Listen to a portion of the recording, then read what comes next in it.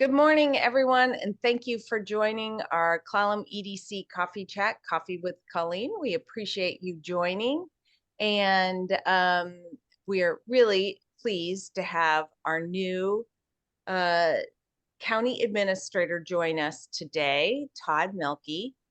And but before we get going and before I introduce Todd, I just wanted to share some good news that we got yesterday and went out officially this morning, that our recompete grant application for the North Olympic Peninsula Recompete Coalition, which is Clallam and Jefferson counties and our 4 tribes, was selected as a finalist. There were 566 applicants for the program, and so we were one out of 20 that got to the top through the first cut.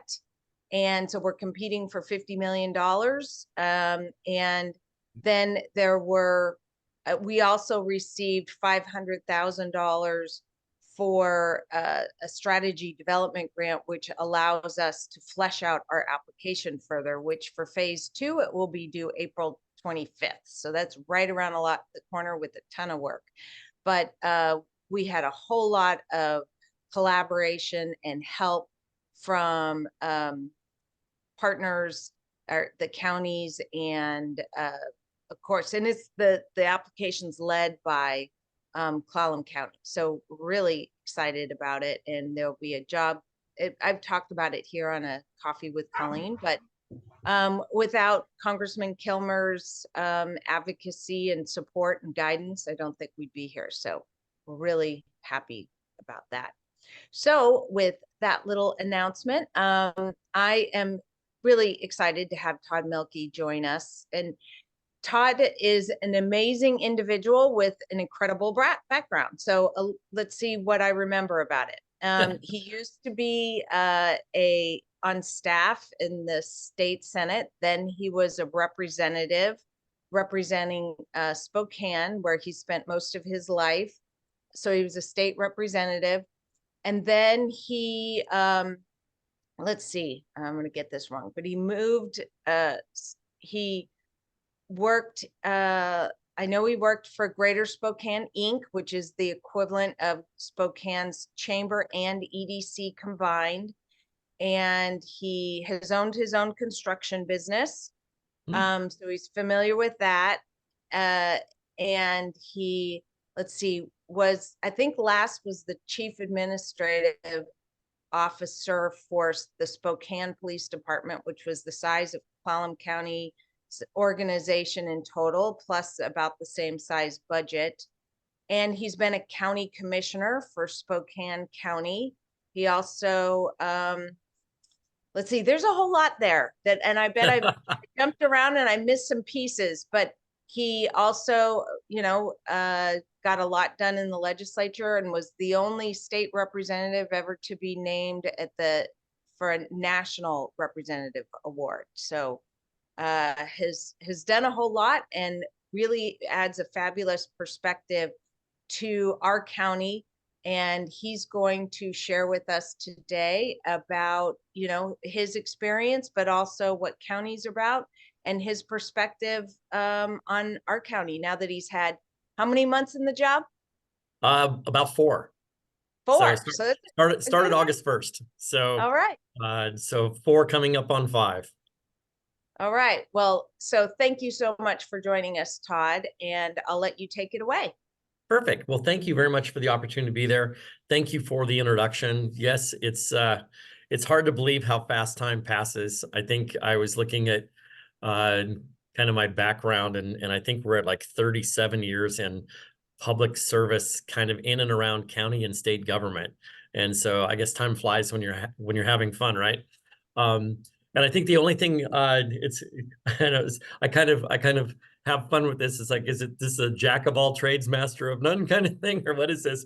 But you're correct. Before I ever got into public office and around government, I was a small businessman. I had my own excavation business, and then became kind of a frustrated small business guy and decided to do something about it. And So I was in school at the time. I became a staffer in the Washington State Senate and then decided to run for office. So yes, and so served on a number of committees. When I left the legislature, I was I was the majority caucus chairman.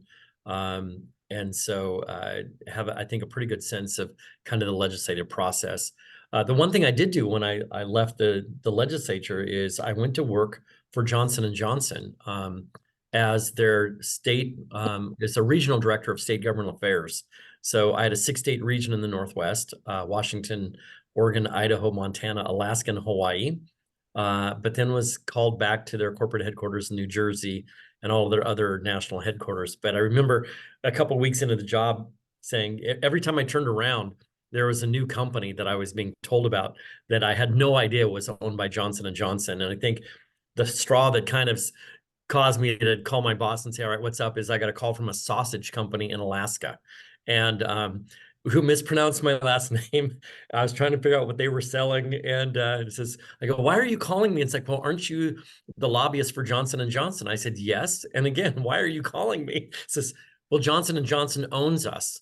And so I'm going to squirrel a little bit on this one because I tried to figure out why Johnson and Johnson would own a sausage company in Alaska. And so evidently, like large companies, one of the senior executives in the company was an avid hunter and would go to hunting trade shows. For those who hunt, I'm not one of those. Sausage making is a big deal. And one of the most time-consuming issues is the casing for sausage.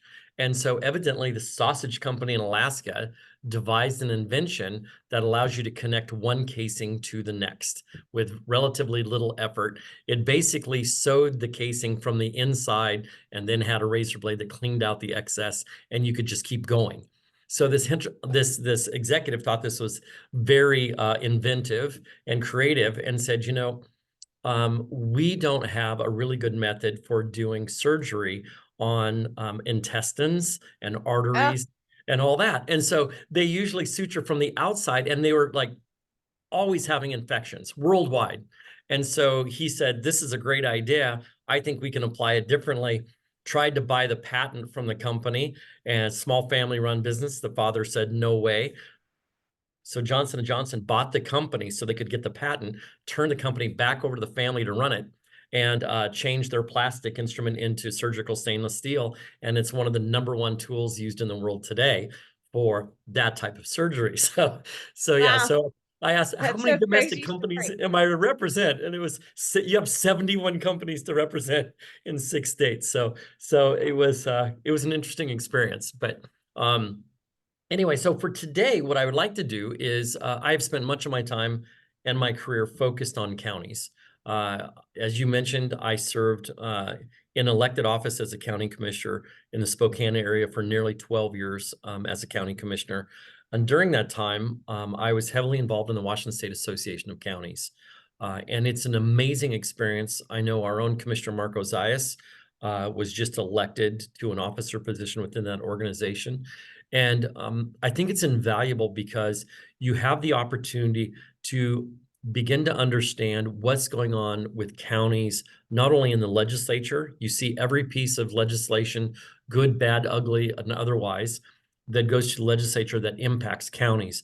But you also get to learn from your colleagues about counties in the East and West, small and large, rural and urban, and everything in between. And so it's a great opportunity to kind of learn about this. And so today, what I wanted to do is kind of walk people through counties. I think that we just assume cities and counties kind of blur together about their function.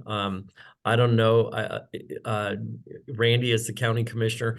I mean, I used to have people came up and said, oh, you're a commissioner, so do you have court today? And it's like, no, I'm not a court commissioner. I'm a county commissioner. So I think there's a lot of confusion about it. So today, what I'd like to do is walk people through kind of an overview of the function of counties. And so as we think about Clallam County and the task it has before it, hopefully people walk away with a little bit better understanding. So with that, let's see, are you driving or am I driving here? You can if you want, or I will do it either way. Okay, so let's see here. Do we go back? see, we'll go Just back. click on share screen and then find the PowerPoint. Okay, so let's see here. I think this is it. Because I know, didn't you minimize the share the screen? Was that on your end? No, you did that. We Okay, just, it should be still up there. all Okay, right, and let's there get it rid of is. that. We see it. Okay, so let's get started. So first of all, the one thing about counties that I will mention is uh, the entire system of county government, kind of like our legal system, the entire judicial branch in American government was modeled after, what was really done in Italy, and with regard to the different layers between Supreme Court, Superior Court, District Court. In much the same way, county government and county governance in the United States was really based on the European feudal system. And while sometimes we'd like to spell that F-U-T-I-L-E as in feudal system, it is really the feudal system back in the days of kings and queens, where monarchies would go in, they would conquer a land, and then they would have to figure out how to maintain control of that land from afar. And typically what they would do is they would put into place family and friends to be able to oversee those properties, those countries, and then be able to derive the benefit. They wanted to make sure that none of those friends and family got so powerful they could actually take that newly conquered territory away from the monarchy. So they divided the power amongst multiple officials. And so that is the feudal system, that is the feudal approach, and is really what's reflective in county government. Is county government is spread across multiple elected officials, and each one with its own defined role in what they do. The one thing, a lot of people think that the sheriff in the old feudal system is the top dog. A couple tidbits. Number one, the one person that can arrest the sheriff is the coroner. So that's if you ever get that in a trivia game, you should know that. But the other one is going back to the days of monarchy. The other rule of thumb is kind of he who has the gold has the power, and only commissioners really control the budget. And so from there, we'll take a look at how this has transpired in the United States. So the first thing is we go to, let's see here, our Washington State Constitution. And under Article 11, Section 4, it talks about the legislature putting together a system of county governments, and that it should be uniform throughout the state. And so what's interesting when we compare cities and counties is cities and towns can choose to incorporate. And if they decide that things just aren't working out, they can also choose to disincorporate. There is no method under our state constitution or in state law for counties to stop being counties. They have to weather the storm. They have to figure it out. They have to put it all together. And so that's an important distinction. The other thing that kind of defined what counties' role in government is really dates back to the 1860s. And this came out of a Supreme Court decision in Iowa that has become the model for most subsequent court decisions throughout the nation. And so Justice John Dillon of Iowa ruled that county governments only have those powers expressly granted to them by the state legislature. And this is known as Dillon's rule. And significantly and specifically, it means that counties can only do and only have the powers that the legislature grants them. And so they're supposed to fulfill those at the local level. And that if needs change, then the legislature needs to be able to provide for additional authority. The counties cannot do that on their own. So Washington State had several cases that challenged the role and the authority of counties as well. What's interesting is Washington Supreme Court also looked at Dillon's rule back in Iowa and applied it here. And notably, what Washington Supreme Court ruled is that counties are arms or agencies of the state. They're an extension of state government to carry out and perform those functions of state government at the local level. Again, it reiterated the fact that they have no powers, counties have no powers, except those expressly given by the state legislature, and then just continued to reinforce that theme throughout their decision. So that's one way to think of counties, is counties are the state government at the local level. And so when you think about the functions, so when you think about what state government does, they don't have the staff, they don't have the ability to carry it out at the local level. So they created counties, and some of the things that they task counties to do on their behalf is the list that I have before you. Law enforcement. If you think about how the state collects taxes, property taxes start with an assessor being able to go out and tell you how much your property is worth. And that begins the calculation of how they collect property taxes. The prosecutor, how do you prosecute and hold people accountable to following state laws? All the elections are done at the local level, but on behalf of the state. I would say that one of the most misunderstood or not understood functions is that of the county treasurer, which is every governmental entity that is physically within the county must use the county treasurer as its bank. So whether you're a school district, whether you're a water district, anything like that, if you're a quasi-governmental entity or a governmental entity, you use the county treasurer as your bank. But the list goes on, pretty self-explanatory of all the functions the state expects for counties to carry out at the local level. And these are regional services provided to all citizens, regardless of where they live. So some people say, oh, the county doesn't impact me because I live inside the city. But all of these functions, all of these activities, the county is responsible to provide throughout the county, not just outside the city limits. Hey, Todd, a quick question. I've Yes. noted in some states, there are it seems like 1,000 tiny little counties, and then other states only have few. Why is that? What brought that about? So In the Texas, middle. I think Okay. Texas has the record of probably having the most counties. And I want to say it's like, I'm going to throw out the number 200. I was overwhelmed when I saw the list. And essentially it's almost, every little geographic territory was defined as a county. And maybe back in the day when transportation was very different and it took a long time to go from one town to the next, and so it made more sense. I think in today, I mean, for those of us who've been in New England, and you're like, wow, I blinked and I'm in a new state. It begins to, how do you coordinate it? And so I think as you move west, you begin to see counties become bigger and bigger. At least that's been my experiences, where I've seen the smaller counties, typically Texas and the Eastern Shoreboard. As you move west, the counties get bigger. And I think part of that is also, certainly think of the Midwest, where you can be in your car for a long time and it appears that nothing changed. So the idea was you basically the same population dealing with the same types of issues could come under the same type of government. Got it. Thanks. So when we take a look at, like I say, these primary functions of government, I break counties' work into two buckets. One is the regional services they provide, and I've got a list there. Those should all be functions that people are familiar with. And then on the right side are those where they are providing primary services that maybe a city would provide, except these are primary services provided to people who live outside city limits, but that are in the county. If I was going to take a look at, so like cities, for example, typically are responsible for parks that are within their corporate boundaries. Parks that are not within the corporate boundaries typically fall under either federal, state, or county.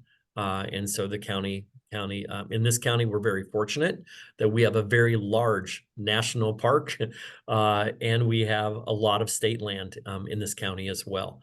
If I was going to take a look at how to divvy up these buckets, I would say that roughly 88% of the work that counties do will fall into the bucket on your left. The other maybe 10 to 12% in a typical county falls on the bucket on the right. So much of their focus is on the services that they provide to all citizens that live within the county. It's a complex job. I mean, having formerly been elected, and now I just try to work with them and support them the best way I can, is there are a ton of state statutes that all impact how counties do their business. And this is a list, and certainly those who have read state laws before know that under each RCW, there are a ton of sections. So these are just the chapters. And then, like I say, there's a lot of words under every chapter that goes into great detail. But these are the ones that if you are a civil attorney for a county, you are probably going to be spending part of your time in every one of these RCWs at some point in your career. And so, like I say, these are complex organizations that have to cover a lot of responsibilities. It's not a flippant remark when we say that the counties are subject to an extreme number of mandates and requirements, whether at the constitutional level or at the statutory level. There will probably never be enough resources to deal with all of these in complete fullness.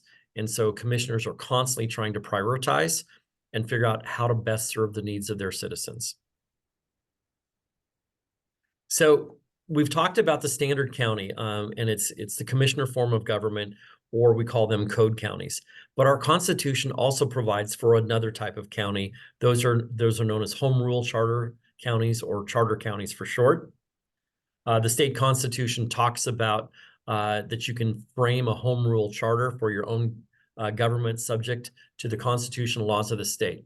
And so it provides, there's two methods. So you can be a code county or you can be a charter county in Washington state. So what does that mean? So over my career, I've worked with a lot of county attorneys, and as I was trying to kind of figure out what we could do and what we couldn't do, one longtime civil attorney said, Todd, it's like this. Generally speaking, and if we have any attorneys, they're probably going to get nervous when I describe this. But generally speaking, code counties, which are the typical commissioner form of government, they can only do what is expressly authorized by state law. So going back to the Dillon rule, which is you can only do what the legislature specifically says you can do. So you can only do what is expressly authorized. If the law is silent, it typically means that you cannot do it. Charter counties, the home rule form, it's just the opposite. And in general, you can do anything that is not expressly prohibited by the state law, provided, and this is I should have put this in all caps, provided that the charter does not conflict with state law. And wherever the state law states a standard, you have to meet or exceed that standard. You can't do a county ordinance or a charter provision that is less than what the county mandates, or excuse me, what the state legislature mandates. So that's the difference between code counties and charter counties. So Todd, has a county in our state ever moved from code county to charter county? Yes. So okay. Let's see here. I'm getting to that. So okay. So when they go to a home rule charter county, when people say, what's the advantage? The advantage is that basically you're writing your own local constitution. It's got to be consistent and in line with the state constitution, kind of like state constitutions can't run against the US Constitution. But it's really the ability to form something that's reflective of the local community. It allows you to define which elected office, for the most part, not all offices, but for the most part, which elected offices you're going to have. It also gives you complete control over the process of initiative, referendum, and recall. So Clallam County became a charter county in 1976. It's not alone in its endeavor to do that. Once again, I mentioned, as the state constitution points out, you can define which elected offices you want, except for the state says you must have a prosecuting attorney. You must have judges of the Superior Court and justices of the peace, which we've kind of moved away from. In the Western United States, rarely do counties oversee their school systems, but that's very common on the East Coast, is that you will often see county commissioners that also oversee the school districts, which is kind of interesting. Most county commissioners in the Western United States never dream of also having to figure out how to oversee a school system. So what's interesting about Clallam County, though, is a couple of things. First of all, the prosecutor wears two hats. First and foremost, he's the prosecutor enforcing the laws of the state and of the county. But in this case, the county prosecutor also serves as the ex officio coroner. So Mark Nichols has been through significant training on what the law requires of coroners and when we have to do investigations and all those things. The other thing that is noteworthy is Clallam County has the only elected director of community development in the nation. And so it's unique. We're able to really take a look at how citizens are impacted by decisions regarding zoning, planning, building.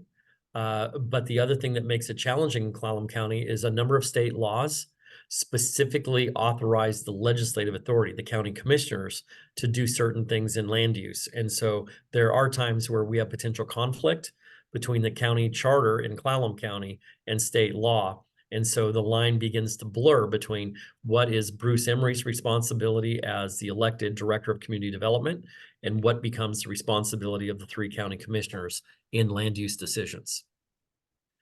So there's a question in the chat, Todd, from Julia. She yes, asks, are parishes the same things as counties? I noticed in Louisiana, they talk about what parish they live in opposed to what county. I believe so. And I'm drawing a blank, but I'm trying to remember the name, like in New Jersey, of some of these, and in some cases, like a parish. There's other names for them in, like I say, the New England states. So Gotcha. if And anybody, Mitch looked it up. There's 254 counties in Texas. Texas, I knew it was 200 plus. So yes, every time you turn around, you're in another county. So what's interesting about Clallam County's preamble in its charter is, and I really liked it when I had a chance to review it, is, I mean, it specifically calls out, the issue is, they look at its heritage, and the folks that drafted the charter said, look, Clallam is strong people, and that reflects on the people that live here. But we want to establish a government closer to the people and closer to our community. And so this is the preamble that they adopted as part of their charter. And I think it very clearly talks about why they want to be able to consider some of the ramifications of being a county and how the county is operated versus just letting the state legislature mandate that from Olympia. You had asked the question of what other counties have decided to become charter counties. And so the ones that are indicated with a star, so there are 7 of them, are all counties that have become charter counties, where they've created their own little mini constitution. What's interesting about these is in almost every case except for Clallam and I believe San Juan, and I'm hoping I have my history correct, but I know that the other 5 counties became charter counties as a result typically of some controversy. And when I say controversy, perceived corruption in county government. And so they wanted to be able to hold their elected officials more accountable and have more direct oversight at the local level. And so I think King County, for example, I want to say back in the late 60s, I believe, the issue there was suspected corruption involving a sheriff. And so they've gone through it. Pierce County, what's interesting is they've gone back and forth in their county charter, determining whether their sheriff should be appointed or elected. And so lots of little debates and nuances in each one of these. But I believe Clallam and San Juan County, I'm sure there's people that know the history of Clallam far better than I. But my understanding is it was an interest in better government and a government closer to the people that drove this one. So a couple of just other things, and then we can move on to other topics here, is I think it's important when we try to figure out how the counties address all of those mandates and all those statutes that I listed previously. Part of the issue is, well, how do we fund them? And I think perhaps this is something that the legislature has not gotten right in Washington. And here's the reason why, is when you take a look at the primary funding, just like any business, you want to diversify your revenue stream. If any one revenue encounters a hiccup, you want to be able to rely on other revenue streams to create some certainty so your operation can continue functioning. in Washington State, when you look at the revenue streams for government, the state and the cities essentially have 4 revenue legs, and I would argue that cities have really been working hard to develop a 5th. And those essentially are the primary legs of the stool: property taxes. And what we know about property taxes is under state law, they can only grow. The entire collection of property taxes can only grow at 1% per year. So no matter what inflation is doing, you can only collect 1% more this year than you did last year. Now, there's a lot of nuances going around on, well, my taxes went up by more than 1%, or others might have gone up a little bit less than 1%. But when you add them all up, the county can only collect 1% more this year than it did last year. The exception is new construction. When you add it to the tax rolls, it comes on all at once. And I think the other thing about property taxes is people often confuse their assessment with their tax. And so assessments can climb very rapidly. But when the assessment goes up, the rate on the tax goes down, because when you combine the two, it can only grow by 1%. I always encourage people on their property taxes, please go back and look at your property tax statements and look at the breakdown. Most of the, a large percentage of the property taxes go to the state. A large percent go to education. And notably, a lot of the tax increases that people see, more than 1% in when they write their check out for their property taxes, have typically been because of voter approved levies. So it could be school construction, it could be new equipment for the fire district. So take a look at your property tax statement, take a look at what's on there, take a look at what has grown the fastest, which line, not just the total, but which line grew the fastest. And I would say probably 9 times out of 10, it's because the majority of the people in that community voted for a new levy that increased their taxes. Sales tax generally are a function of whatever the economy is doing. So obviously when things are good, or when we have a pandemic and the federal government pushes a lot of stimulus money out, people do more shopping from home. And so we did see an increase in sales tax during the pandemic. The state and cities also have business taxes like the B&O tax, and licenses and fees for businesses, which counties do not. And both the state and the cities have the ability to impose a utility tax, which counties cannot. Utility taxes are notable in that typically they're tied to your utility bill. And even regardless of what's going on with your personal finances, people tend to try to pay their mortgage and their utilities to keep their heat on before they pay anything else. And so, and then you have shared revenues. It's grants, it's other things that are typically distributed between all the levels of government. Cities more and more are getting into the utility business, where they are providing electricity, they're providing water, they're providing sewer. And so they are able to take an administrative fee off those utilities and bring it into their general fund.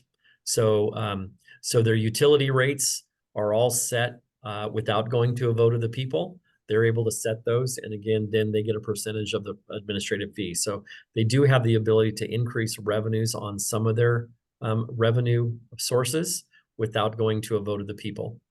And then counties, as I mentioned, primarily have the 2 revenue legs. They have property taxes and sales tax. They do have the shared revenues, and under shared revenues, I would include timber taxes in that. In this county, it's a big deal. And it not only impacts the county, but it impacts junior taxing districts as well.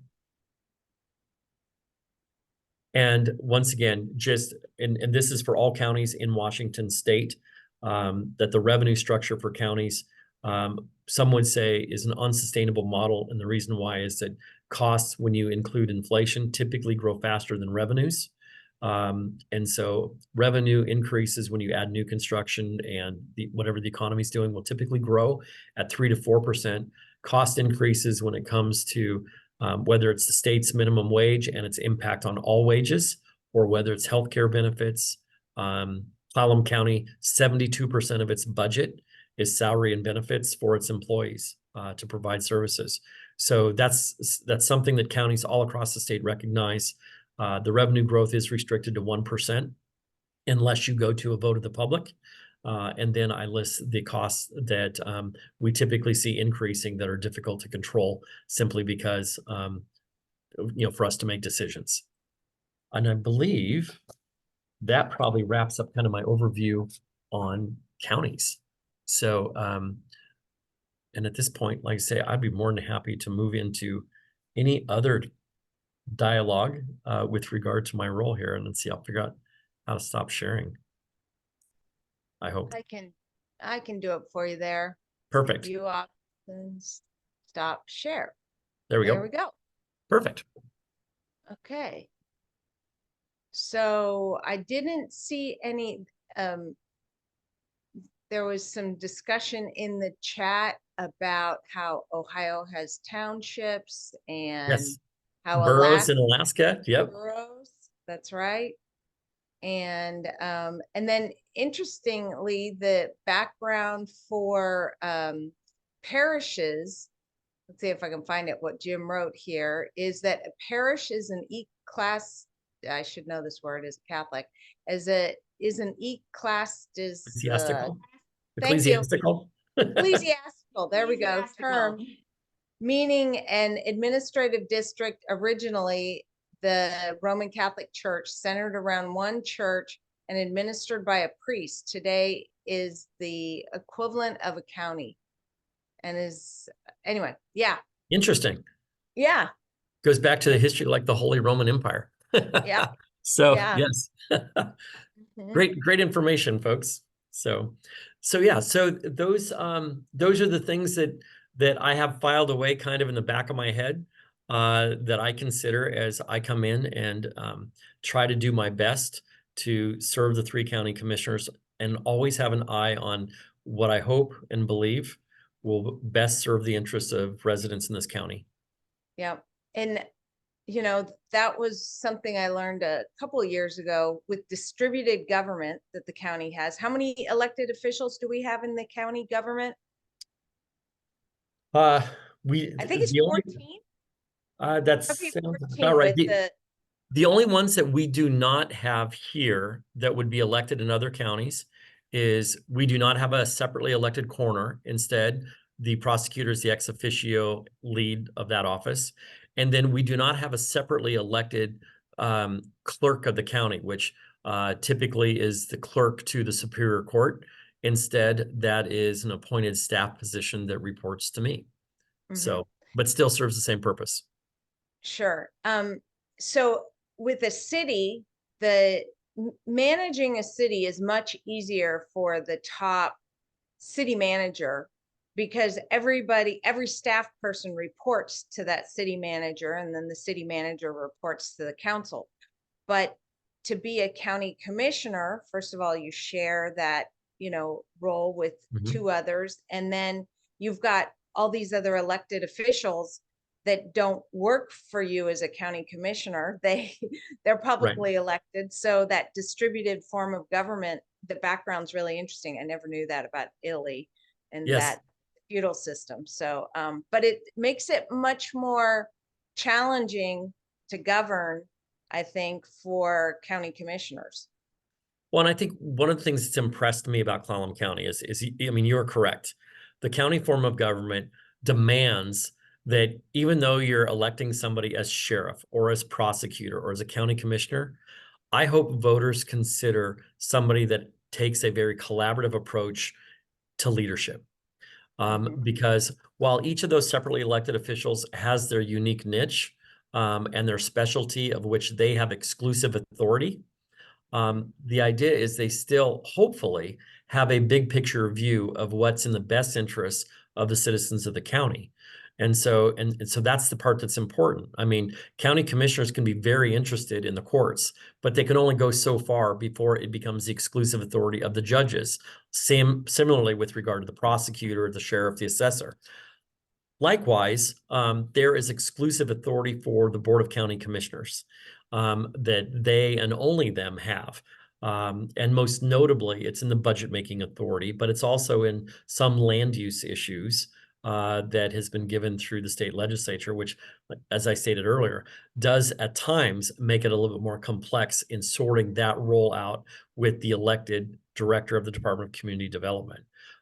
So it truly is, how do you get a group of leaders together that can truly demonstrate leadership in a collaborative sense?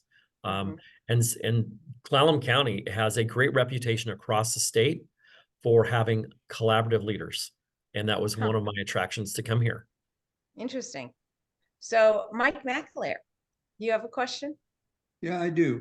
Todd, since you've had experience on both sides of the mountain, Mhm. uh, how does AWC bring together the variety of cultures that we have in this state? Or do you Right. mean, I think you mean Wasac. Well, AWC is the the Association of Wasac. Association of Counties, yeah. Yeah. Yes. So, I during my time involved with the Wasatch group, I mean, I think what they tried to do is, focus on what you agree on. I mean, the example that I would give is I was part of a group that worked on public health issues in Washington state. And what we did is we determined that there were certain things that were foundational that applied in every county across the state. But there were also things in public health that were unique to that area of the state. And so we needed to approach this with flexibility. So for example, you may have more mosquito-borne illness and how it impacts livestock in Eastern Washington than you do here. But rarely do counties east of the Cascades have to deal with shellfish issues. So I think there was an approach where you went and you understood, where do we have overlap and where do we have uniqueness, and let's respect that. And there was so much when we took a look at the core functions of counties, there was so much in the area of overlap to focus on, that created the ability to work together. And I think when everybody came together under the Association of Counties, they came in and they kind of switched hats. They took off their hat of their specific county and they put on the statewide county perspective to say, how would this impact? And they approached it from the rule of what would give me the most flexibility to be responsive to my own constituents. And so while there may be an option I never take, so we got in these discussions about taxes, and some counties would say, I need the ability to pass this tax if I need to. And other counties would say, oh my gosh, I would be killed at the doorstep if I ever brought this back to my county. It's like, but you know what? I will give you the option to pursue it in your county if you want, knowing that I will never pursue it in my county. And so there was kind of that kind of give and take. I think when I think of Clallam County, I mean, talk about diverse from just how do you provide county services? I mean, there is a huge difference. I think one of the first things that I encountered when I got here in August was the Department of Community Development was considering landscaping regulations and updating the county ordinance. Well, you got naturally occurring cactus in Squim, where you're trying to figure out where you can plant vegetation that will survive. And then you drive out to Forks and they're like, oh my gosh, we're trying to stop vegetation because we're being overwhelmed by it. And so what do you mean you have a minimum, that we have to have vegetation when we're simply trying to clear it back? So I think those are the things we have to be real sensitive to, is where's the overlap? Where is there good guidance, but where does it also give us flexibility to address needs to the specific area that we're talking about? I hope I answered your question. Great. Since you've gotten here, what have you been surprised about? Like, what's unique to Clallam County in government, but also, I guess, the community in general, that you didn't expect to find? So I did a lot of research before I came, and so the one thing I will say is I come from, east, northeast Washington, where the mountains and the trees start again. So I've driven across the state so many times, like, where's Spokane? It's literally where the trees start again. As you're driving on I-90, you literally see a line of trees when it says entering Spokane County. I appreciate farming. I support everything they do. I couldn't see myself living in Ritzville or Moses Lake.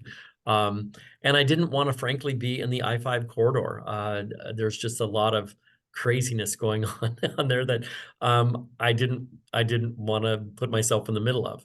What I find amazing about Clallam County is, so first of all, the beauty of the region.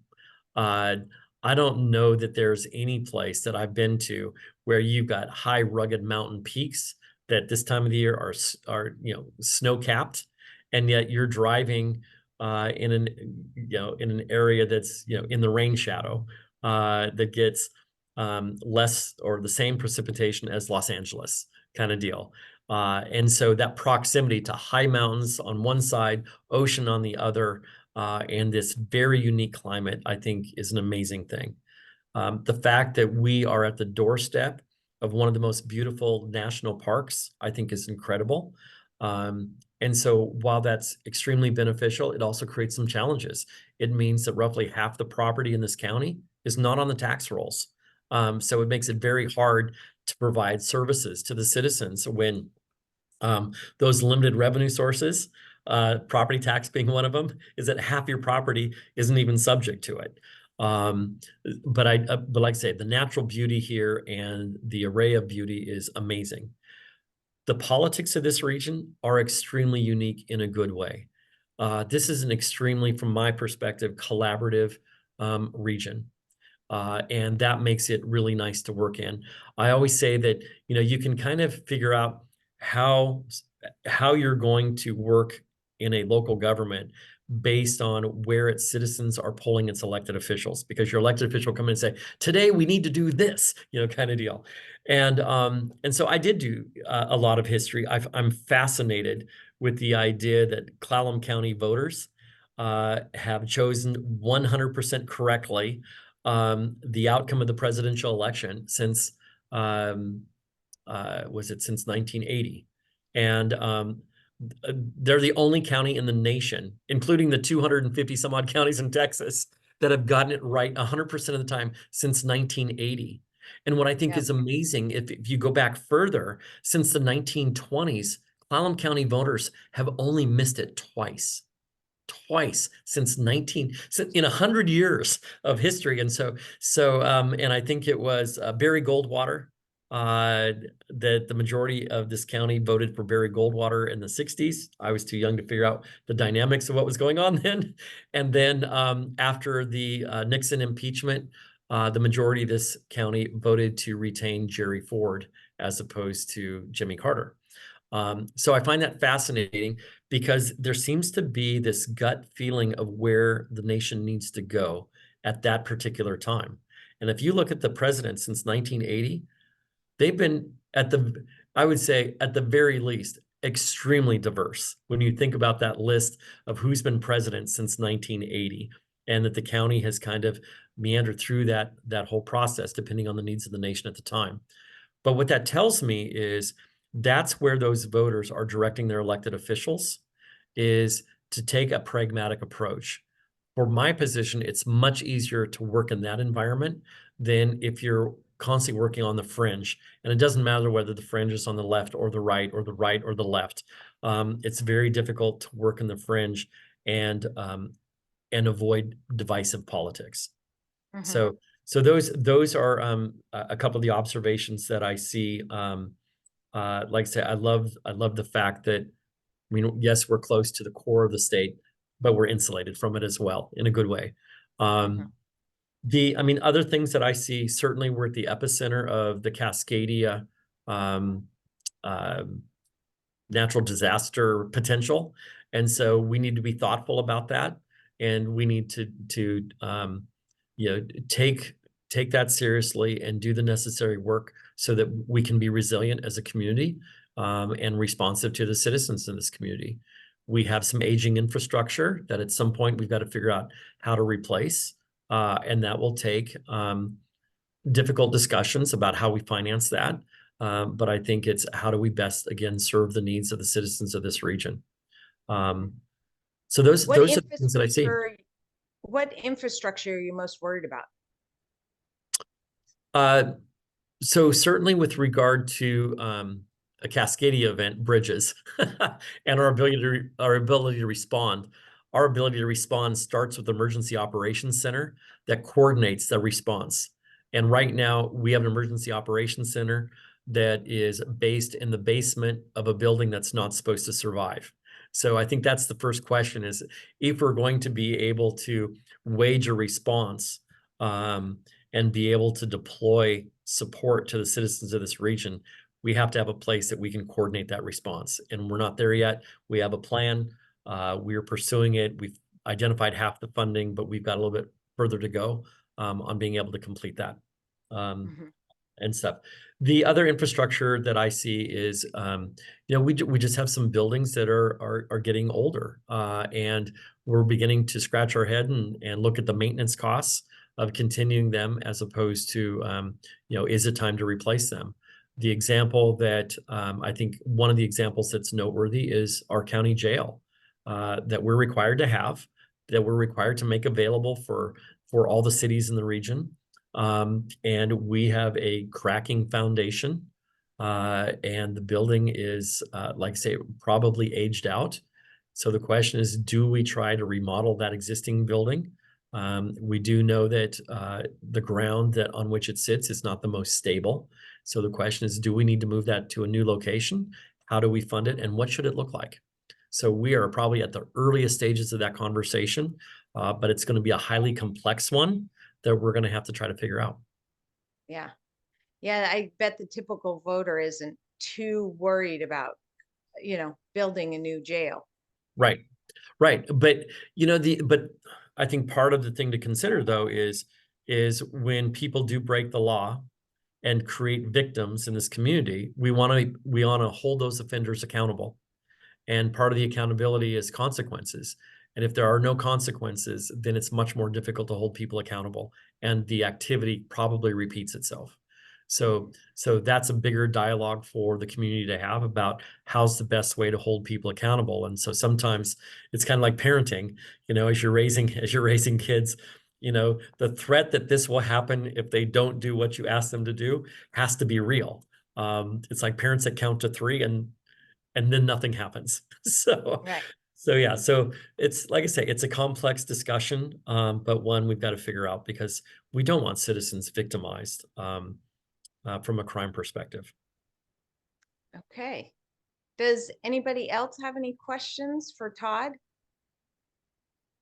It's a fascinating presentation, that's for sure. So, something that I've noted over the years is that there have been times when we've had fairly dysfunctional county commissions. But I think in the last years, we've had very civil, respectful commissioners that, to me, if I were in your shoes, that would definitely be something that I'd be looking at. Did I want this job? Right. Because dealing with, people that don't get along at all can make your life as a county administrator, I'm sure, very miserable. Right. I'm guessing, since you've worked in these kind of realms before, you've experienced both? Most certainly. Most certainly. I mean, I would say that that was one of the primary attractions for coming here, is you have 3 individuals that, yes, are all very different, but they are all great leaders. I would say they are all very thoughtful. They focus on where they agree, where they disagree. They give each other the latitude to respectfully disagree and state their viewpoint. And in some cases, it may change one of the other's viewpoints based on that additional information. But like I say, it's done in a very professional, respectful way that I think creates a better process as a result. All 3 are all very intelligent, well-read, do their research. I mean, I think sometimes citizens may get frustrated that a decision is taking longer than they think it should, but usually it's because there's more thought and research going into it before a final decision is made. Unfortunately, I've been in environments where it's been absolutely opposite. and you would scratch your head and go, I can't believe that I've got a leader acting like this. I mean, when you're in a public meeting and you see elected officials throwing F-bombs at each other in a public meeting and screaming and yelling and walking out, I've had to work in those environments, and it's just not pleasant for anybody. I mean, staff hunkers down. The reporters sit there and aren't sure what they should report. And the audience just sits in shock, and it's not conducive to getting things done. And that's really unfortunate. Yeah. But Well, luckily, not the case here. yeah, which is a blessing. And, Yes. and I don't think voters think about that when they select people, but having civil leaders is really, really important for the positive functionality of the government body. Right. I too, as a court commissioner, have lived in a environment where it was not really a functional commission, and then one where it now is. And I think that it's, recognizing that the commission is somewhat of a team and you have to respect one another, and one decision shouldn't be more important than your overall respect that you have for your fellow commissioners. And so that makes for a much more enjoyable, number one, but also functional government, especially for the staff. Well, and I think there's a certain level of decorum that needs to be maintained. That's how we maintain civility in our processes. And not only is it important for the elected officials and how they carry out their business, but I am also going to challenge citizens to think about that as well when they interact with the process. I'll just call it the process, which is, if somebody wants to be overly dramatic and scream and yell, that's not conducive to solutions, and it's not conducive to really resolving matters and really having a good dialogue on a topic. And so while I see the civility and the decorum maintained by the elected officials, I also challenge the citizens when they interact with the process to do it as well. And where there's disagreement, to have respectful disagreement, and the acknowledgement that people are entitled to having a different opinion than you or I. Yep. All right. Well, it is 9 a.m. So we're going to close this morning, but this will be recorded and on our website. And I think Mitch is going to also put the recordings in the newsletters, or links to the recording in the newsletter for the following week. So with that, we will bid you guys a great morning and try to find out what the heck happened with the Dream Playfield in PA. Yeah. But also we're going to start putting our heads down and working on Recompete. So thanks, everyone. Have a great Thanks, Colleen. week. Thank you very much, Todd. All right. Take care.